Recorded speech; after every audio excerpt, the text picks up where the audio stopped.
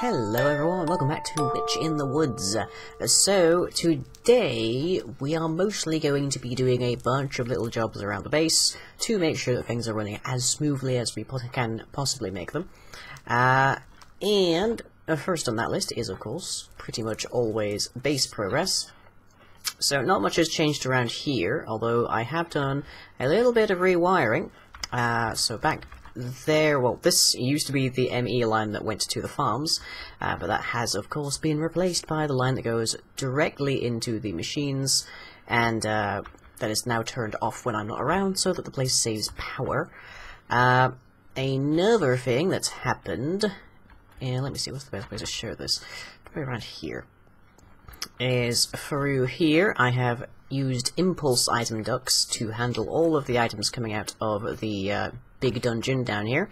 I've even managed to sort some specific ones that we're interested in into their own little chest. So they all whiz through here. You make impulse item ducts by combining item ducts in a liquid transposer with energized glowstone, which you get from a magma crucible and glowstone. Fairly straightforward. So everyone dies and all sorts of nasty stuff happens to them and it all comes up here. Interesting fact, the texture for liquid poison is a dead ringer, if not identical to that of mob essence. That's a fun thing to know. I guess that explains a little bit of why they're so, like, vicious.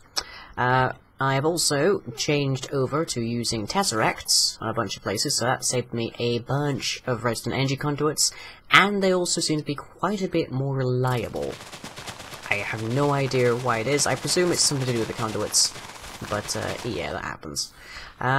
Down here, I've added some barrels just to hold all of the lumber, because we get a lot of lumber. Let me see, what's the exact count here? We have 1,552 rowan wood and climbing.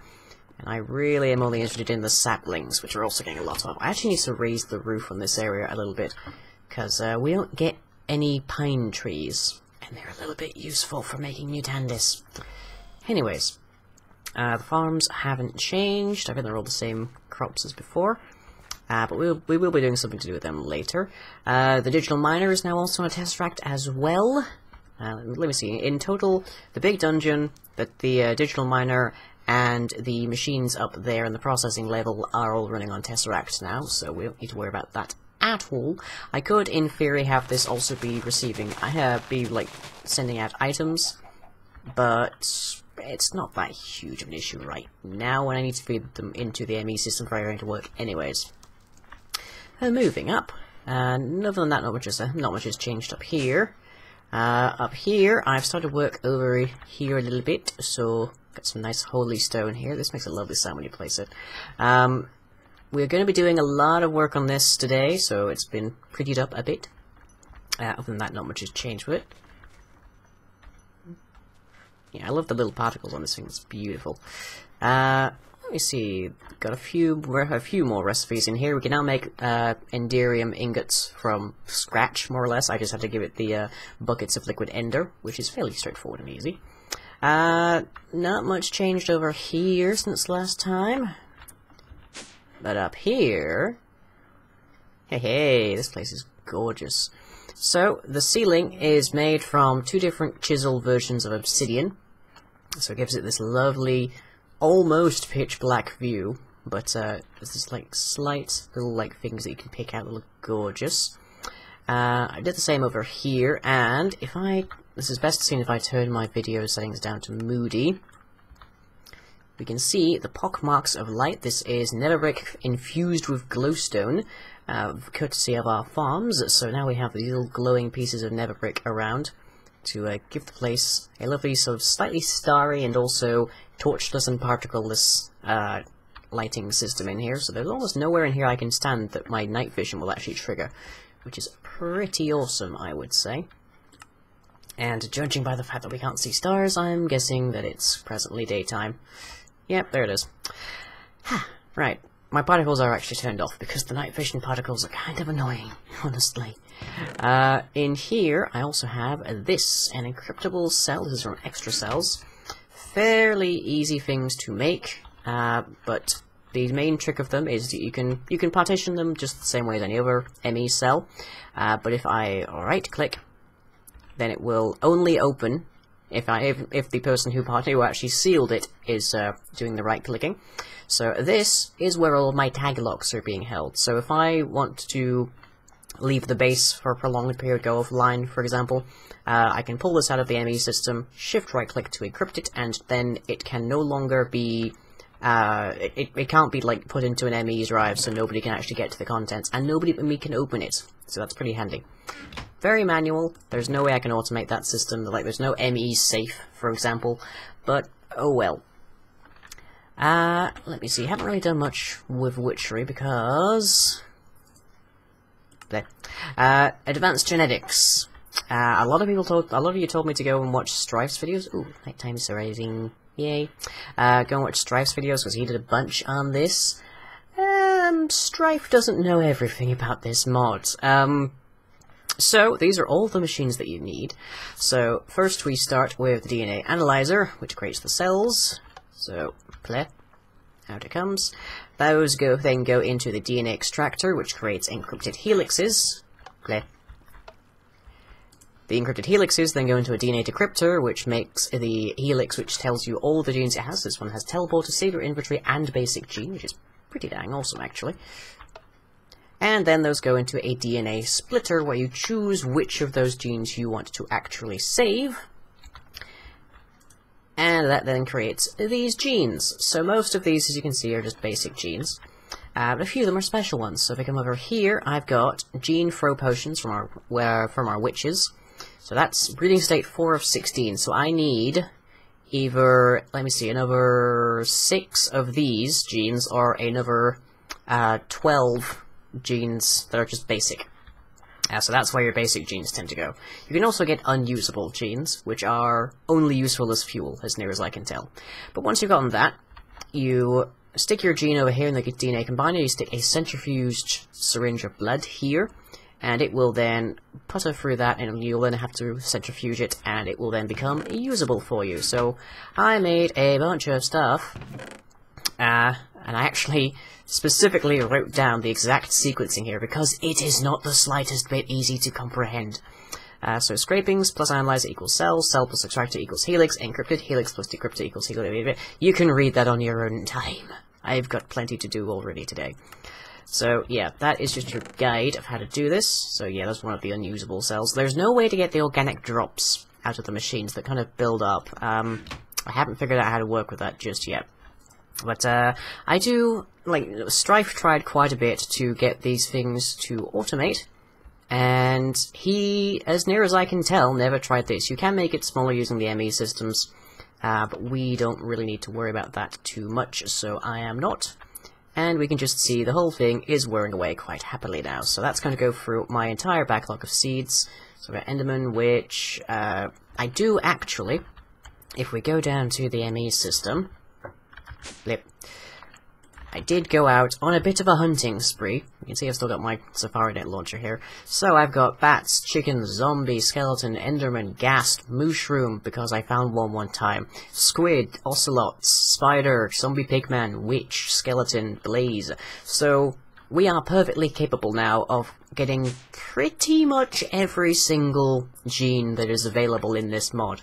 I think the two ones that we can't get right now are from the... Oh no, actually it's free, because one of them comes from the Wither, and one comes from the Ender Dragon, and then one comes from the Iron Golem. There's also one or two that come from horses, I believe, but that's just jump, so I'm not particularly interested in that, because I remember the last time that I dealt with higher jump speeds. So that is a more thorough, very brief, I grant, look at advanced genetics, and hopefully next time I will actually manage to get a syringe together with all a bunch of potions and effects and whatnot to show you guys.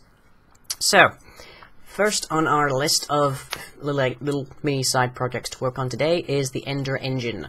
That is the power source of the entire like well structure, and this is basically the same system that we were using last time, but I've gone back and looked at it, and I've compacted it, I've improved it, I've enhanced it. I have had to make a few concessions because we can't find dark iron anywhere. But I have managed to put together a nice system that takes advantage of the energy cell's like front display, so we can actually have a visual indicator of how low on power we might be at a given time. But to get this working, I'm going to have to use, or more or less actually, a system that we had running around with Dave not too long ago. Except I made mine better. Of course. So, let me see, we need item ducts coming all the way down here, so that we can feed into them from the same place. And then we need a chest or some kind of container here. Probably we'll just go with a hopper because it's small and it's like about as big as we're going to need it to be. So, one hopper please. And we're also going to need a dropper, which there are specific things like... Hang on, I actually wrote a bunch of this down, because damn if I can't remember what I was rambling. Okay, so first, non-router method. Play. 16 total engines, that's what we had before. So the way that we worked this with Dave was that we used the item ducts, and then we used the system of having round robin on everything. So that meant that it would serve each individual thing, but Dave's system had the problem that it would wait until a given engine had a full 16 stack of ender pearls inside of it before it would start working. There is a way to fix this, and that is to reduce the stack size to 1. So we can quite happily do that. Blip. And flip. And pull out. And stack size to 1. So that just changes all of the size of things here. Are these running right now? Yes, they are, because I put like 8 ender pearls in them before. So let's get our ender pearls together. We also need a few more comparators.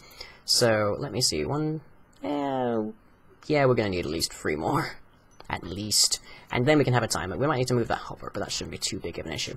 So the other thing to remember with this system is, for the love of God, do not store your power, like your fuel, outside of, inside of your ME system. As I discovered to my peril, this is a bad idea. I found that in vaults a few times actually as well. So what happens is, you lose power, so your ME system turns off and becomes inaccessible, so your engine can no longer actually start. So you are then stuck having to find an emergency backup power in order to get everything running. And welcome back. Okay, so I've gotten pretty much everything that we're going to need. I have not as yet procured a dispenser or dropper. But what we're doing first is we are using these comparators. Now what's happening here is that through this block, these comparators are able to read the capacity status of this energy cell in the middle. So that's what we're using. And if it comes all the way out to here, then it's able to actually retain the signal that it started with, so we can actually use it to use as a basically a level emitter. I actually need one more comparator, so blip. Shouldn't take long. I need to set up like a dedicated smelting array, because, well, I suppose it's more of a battery, but either way. There you go. And that number already dropped, which means the comparator is done. Hurrah. Okay, so the first thing that we want to trigger in this particular case is the timer that we shall use to determine if it has been long enough for all of these engines to have run dry. Blue, blue. So that means comparator and then a timer, which needs to be set to about 20 minutes. So let me see, that would be 1200 seconds, so I'm just going to speed forward this one. Right. So the timer now has a delay of 12, well, let me see, 1,200,000 milliseconds. Phew, quite a bit, quite a bit. So we need to take the pulse that's coming out of it and use that to trigger a memory cell, specifically an RS latch. Others are available, but I like the RS latch, so it's not that big of an issue for me. Let me just lay this out flat so it's easier for people to understand, because this could get a little bit confusing a bit quickly. Bloop, bloop, bloop, bloop, bloop, bloop, bloop, bloop, bloop. Okay, so the RS latch is sort of the classical memory device. So, as long as there is no power over here, then this side stays on. As long as there's no power over here, then this side stays on, but it only changes once and then it retains its state. It is a memory cell. So, we need to use a timer and a counter, and this is where things get a little bit tricky, because there's more or less only one way you can rotate these. Fortunately, this is exactly the direction that we want. So we want this up to maximum 16, increment 1, decrement 16. And we also want to wire it into itself, so it will automatically reset. And then we need a timer. This timer will be the main thing that is going to be telling our system to add a new item. Yeah, I'm slipping on my words a lot here, aren't I? To add a new ender pearl to the system so that it can actually work through it and get it shoved in. Can I make half slabs out of this, I wonder? One way to find out. I'm going to need my hacksaw. Yes, I can. Perfect. So let me just get a panel. Boop. And then I can dump an item duct there. And hopefully I can still put my comparator here. Yes, I can. Perfect. That saved me a little bit more space. So next to here is where we will get our signal to trigger a dropper, which we're going to stuff full of ender pearls courtesy of our ME system. And every time this triggers, it will increment the counter, and it will also trigger the dropper to eject a ender pearl into the system. Now, let me just save a little bit of space, sort of, a little bit, not really. So, bloop, put that there. Ooh, actually no, because the way the hoppers work, that's actually a bit wrong. Stick it there. And bring our items around there. Stick that on there. And we want to change the state of that to always be pulling out. We also want to reduce the stack size again, and we want to change this to round robin. So this will now visit all of these in turn. And what we would ideally do is we have a Nova comparator on the side here telling this a specific level, at which point this will not actually, this will not emit a signal. If it's higher, then he'll pause this. What's happening right now is that just because there's no power in this middle one, it is allowing the timer to run, and as long as the timer runs, it continues trying to fill up that. But now I need a dropper. Thank you. Now I could use an ME item dropper, but that's hooked up, that doesn't actually have an internal storage, so what would happen is the ME system would go down due to lack of power, and then the dropper would be completely incapable of functioning. So, not ideal. Let me see, rotate you. There we go, that's perfect. And let me fill you full of ender pearls. I will get an export bus over to you shortly, but for now, I'll just fill you manually. There we go. So, this is our backlog. This is our external storage of ender pearls, which means that this thing can fire a grand total of 9 times before it dies, because then the ME system can't refill it. I might add an extra, like, hopper above this just to extend that, but that shouldn't ever be a problem. You can do this vertically. It's all more or less dependent on how the positive side of the counter, which you can't change around at all, where that ends up, because that needs to feed back into the RS latch. So this can be made vertical, and even less space taking, I'm afraid, but for now it's fine. And let me reduce you to 1. So what happens is eventually, very eventually, if this timer spins around, it triggers the RS latch on this side, at which time all power from here ceases, So this timer is able to spin. Every time it spins, it triggers this dropper to eject a single ender pearl in there, and the counter to increment 1. When the counter finally hits 16, it sends a pulse out here, which turns this back on, stops the timer, and resets itself. And then, if that's not enough power by the time these have all run out, the timer re-triggers and the whole thing begins again. So this system will automatically eject 16 ender pearls, and no more, no less, into all of these ender generators. Because it's round robin, it will visit all of them once. So all of the generators will run, and we'll be getting the maximum amount of power at a given time that we possibly can. But, on to the next thing of the day. So that is that. Now there are pros and cons to consider about this relative to the router. It's slower than the router, and we don't specifically need to be using this kind of big, bulky system if we're using a router. If we have a router, then this is actually a lot easier. We just have to have the router full all the time, and then just only have the system be releasing things into it when it's actually like needed to be powered. So that's a whole other system, but it's a lot smaller. It's a lot faster. It's a lot more reliable, and you can control it a lot better. But this system is very, very expendable. Like, I could just keep adding ender generators to the end of it, and just turning up the number of the counter, and that'd be it. Done. So that is the Ender Engine. Armor Puppets are our next thing. So, one moment. Right, so, Armor Puppets are one of the newer ones. You can see it doesn't even have a texture here. And what this basically was added for was to serve as a balance to the fact that witchery armor is basically leather in how much durability it has. So you need Diamond Vapor, Reek of Misfortune, and 2 drops of luck. That's actually more expensive than Death Protection Puppet to make an armor protection puppet. And what this does is any time that your armor would break, the puppet breaks instead, and this is any piece of armor from any mod.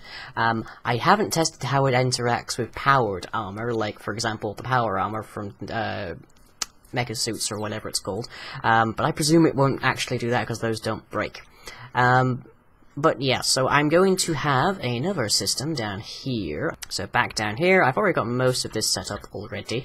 I was thinking of having the tool protection puppets over here as well, but there isn't really much need for them, because most of my stuff doesn't break anyways. Like, these aren't ever going to break. I suppose these could, theoretically, but it's such a rare thing that I don't think it'll ever come up meaningfully. So, yeah. Translocator needed, and I shall tell you to make me an armor protection puppet so that I can start to get things running. And it should have the capacity to run through all of this itself, or apparently not. You do have the recipe for this. I know you have the recipe for this. Perhaps 1 armor, yeah. Okay, so this is, I mentioned this a while back, is the way that witchery handles stuff is occasionally a bit funky. So the Death Protection works fine. Armor Protection, not so much. So it now thinks that it needs to craft an entire thing, even though it knows that we can craft it. So let's see. Nope, no armor protection in there at all. Huh. That is problematic. Oh, there we go, now it's working. So yeah, it's very buggy, and I don't quite know what goes on with it. But it is now attempting to make the drop of luck, so we can watch it going in here. Yep, making the refined evil. These can occasionally get a bit mixed up. As I've said, what happens when ME tries to craft stuff is it goes from the top down. So if it'll start at the top, and if it finds diamond vapor there, fine. If it finds a gas tier first, fine. But then it has to go through and craft everything, which is why we've got the distilleries crafting individual things. So at least, even if it does get stuffed full of materials, there'll be the right materials to function. Okay, there goes the refined evil. And just while I'm waiting, let's add this over here. Bloop. Oop. I always miss that whenever I try to be fancy. How you doing? How you doing? Okay, 1 more refined evil to make 1 more drop of luck, and it should have an armor protection puppet first to use. Meanwhile, we'll go up here and we'll grab our encryptable drive. Shift right click to grant access on it. Right. Shove it in there, so that gives us tag locks that we can use. I've made a bunch of them, so we've got 24 at the moment. And as right now it's unencrypted, which means anyone can read it. So that's a bit of a safety issue with regards to like if people break in and like take a bunch of my tag locks. That's very worrisome because they can like summon me places, or they can make curses or all sorts. And I don't really have much of a defense against that right now, especially with more established people on the server. So my response is to just not give them any of my tag locks by using the encryptable cell. Now they could steal the cell, but once we've set up an actual like automated system to get tag locks from me, which we easily can, as a few of you have clocked on to the notion of using a bed. I'm probably going to end up using a bit of both. There's the blood rose that I almost mentioned last time until I lost some data, and then there's just everything else that I could use, like the bed. Ah, there we go, armor protection poppet complete. And I think tag locks are already in here. Okay, so this is just an identical system to the last one we made. So if I add this here, shove that there, and I need to tell this 1. So, there. So 1 of that. That is already set. So if I shove this in here and click this, it has crafted it. And I can't reach this from here. There. Okay. So that's just going to keep going up until it finally finishes up with everything here. So that is armor protection poppets going. Hurrah! Okay, so next thing on our list is ore processing, because we really need to get to work on that. So I'll be back in a moment when I've gotten all the things that we need for that, and then we'll try and wrap this up. Right. So, what you are going to need is an electrolytic separator, a purification chamber, a crusher, and an enrichment chamber. That will get you to the dust level. Then you'll have to actually smelt it, but there's 1 or 2 things we actually want to keep as dust for the most part. So, first things first, I'll just pipe off from the brewing here, so that we can get to our electrolytic separator. So this takes in water and power, and it creates hydrogen. It has a little bit of power in initially for some reason, but I'm not going to complain too much because it helps illustrate my point. So let's get this thing some more stable power with our redstone energy conduit. Just pipe it over like so. Let me clear this up because we're not going to have much room for very long. This is actually like a dead connection all the way into the abandoned mineshaft that's just here for whatever reason. Okay. So, thank you, little piece of night vision, for that. So, next, you need to go to your purification chamber, which is not presently filling up with hydrogen, or oxygen as it should be. Probably we can rotate this. Let's give it a shot. Okay, now it's filling up. So yeah, you can't really fiddle with the inputs and outputs on this, unfortunately, which makes it a bit of a pain. But it is remaining full of water, and it is producing oxygen. It will continue to produce hydrogen and oxygen regardless of where you're actually pulling this out, so that's helpful. So, this is your input. This is where your ores need to go. Once you stick ores here, and it is most of the standard ores, so iron, gold, tin, that kind of thing, it creates clumps. Those clumps can then be crushed into a... let me just tell this to output properly. There you are. And we want to be ejecting the blue that way. And auto. Okay. No? Are you going to be a pain? Oh, right, you don't have anything in you. Right. Let's give it some iron ore, just to demonstrate this principle. Now, this is going to be very loud, so I'm probably going to have to put a silencer, a muffler over here at some point. Okay, so, not ejecting, for whatever reason. You should be ejecting just perfectly fine. I don't know what's going wrong with this thing. Oh, it's probably because this isn't set for input on that side. No? Really? Okay, it's just gonna be a pain. It's perfectly sensible to get it from the opposite direction, but not so much now. Okay. Bloop. No, nope. Grr, come on, be nice. There we go. Okay, so now it's getting it. So the iron clumps get crushed into... Let's have this ready. Dirty iron dust. Now, we still need to do a little bit of work to actually make that useful. Boop. And I don't know what this thing's actually used for, because it seems to only obey this. There we go. So dirty iron dust then becomes, now bear in mind that's 1 iron dust per clump, so this ends up being a grand total of 3 dust from 1 ore, and I haven't added any speed upgrades to this. So that gets us our iron dust, which we can then turn into iron ingots. So what I'm going to have happen is I will run a ME cable over here, and I'll put an export bus here to just eject ores. And every time that we're running low on a given ingot or dust or whatever, I will just instruct the system to craft some ores, which you can do mostly using the essences, in the same manner that we have already done so behind here. So I'll probably expand this out at least to meet that level. You can actually like put these right next to each other, as you can see here, in all directions, so it works quite nicely. But let me see, what else is next on our list here? Doop. Okay.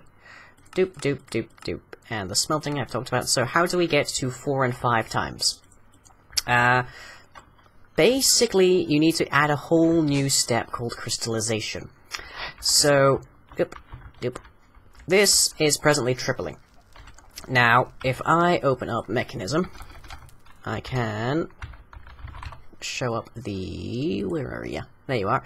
Shards. So, if you use a chemical injection chamber with some hydrogen chloride, you can turn 1 ore into 14 shards, which in turn are used to make clumps in the purification chamber. So you just eject your ores or your shards into here, so the whole process can still be used, which is nice. The trouble then is getting the chloride. So to actually get chloride, you need to use a chemical infuser with hydrogen, which we're already getting from our electrolytic separator, as well as chlorine. Now, more or less, the only way to get chlorine, or at least the best way to get it, is from brine. So for that, you need a salination plant. That's the kind of big thing that only works on the surface, I'm afraid. So we are probably not going to be going into 4 times. We don't really need to, because we're already growing ores.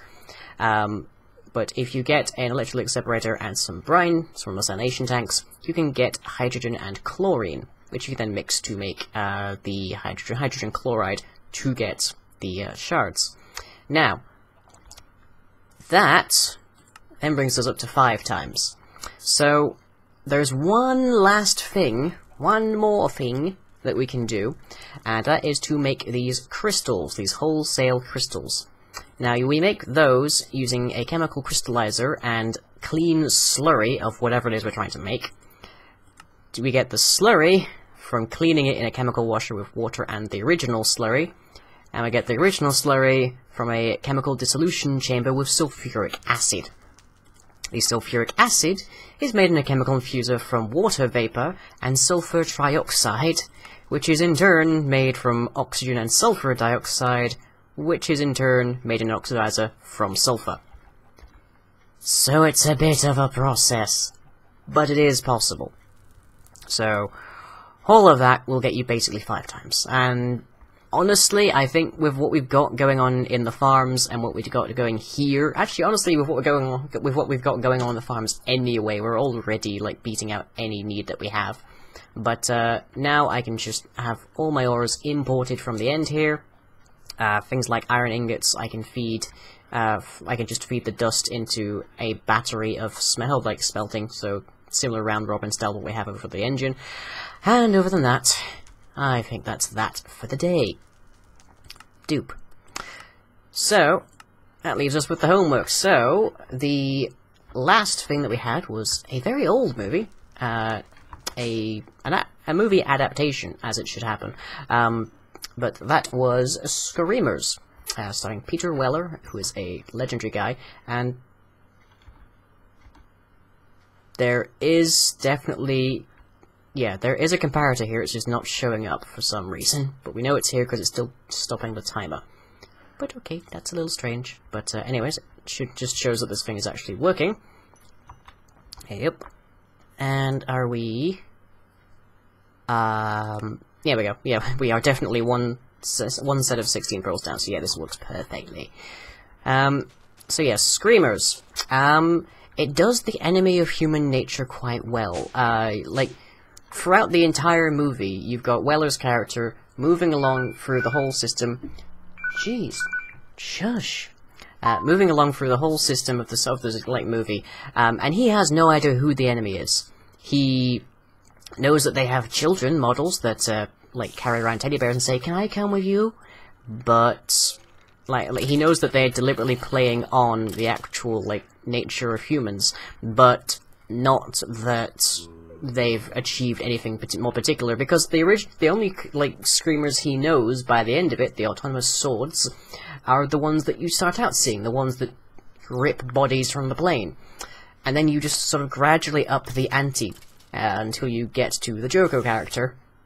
Down, down, down to hell, and say I sent you there. He is a bit of a pain. But yeah, and then of course you get to the final model. So it's this constant escalation that keeps you on your toes. You don't know what the enemy actually is or looks like. All you know is that they're ahead of you, and that they're after you, and that they will probably find you very soon, so get off the damn planet. But then they turn on it, they use that nature, they use that uncertainty to make the humans in the story turn on each other, because they don't know who the enemy is.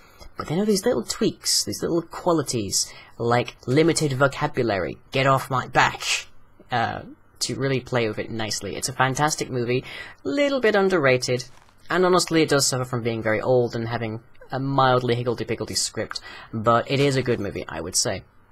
So, following on a we don't know what the enemy is line again, our next movie is The Unborn. I'm actually going to have to watch this because it's been a very long time for me. But the most common, like, horror premise that things tend to use from Judaism is that of the Golem of Prague. This is a different one. This is a dibuk, which is basically a dead spirit that seeks a host body of the living, because it is so evil it can't actually pass on onto the traditional afterlife. It's basically something that hell itself has spat back. So, go and check that out. Our look at that is the monster that's already dead. In fact, the monster that isn't really there for most of it. So, with that in mind, I have been lying abedmon. This has been a very long... sorry about that. I may have split this episode into 2 pieces, I'm not sure anymore. But this has been a very long Witch in the Woods, and I shall catch you all next time.